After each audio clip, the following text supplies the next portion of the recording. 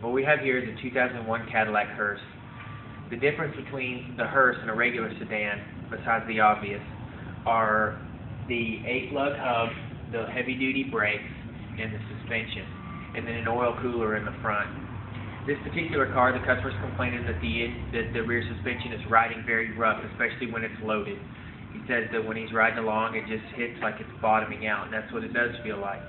So he's taking it to the other shops. They can't figure it out. They've replaced the rear shocks. They've checked all the suspension. The components are all good and new and tight, but it still rides rough. So here's what they overlooked.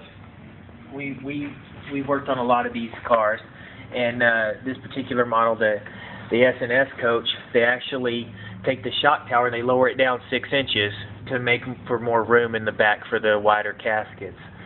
So how they did that is they just took and cut this whole area out and flipped it over upside down. So it was up here, now it's down here. And then when they did that, they also took out the factory shock and they installed a smaller one.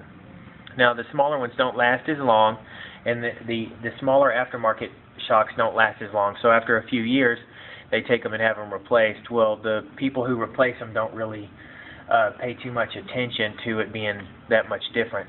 So here it is right here. Here's the factory model. Now it came in with this model on it, and you can see this small area right here. This is all the travel that this vehicle had when it came in, because this upper mount was lowered 6 inches, which lowered all of this down here. So it was really, really tight and bottoming out. This would have been what the builder put in, okay?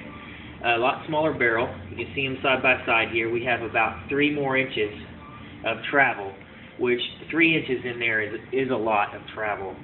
So the builder would have actually changed this mount too. So you see the difference of this 2-bolt mount.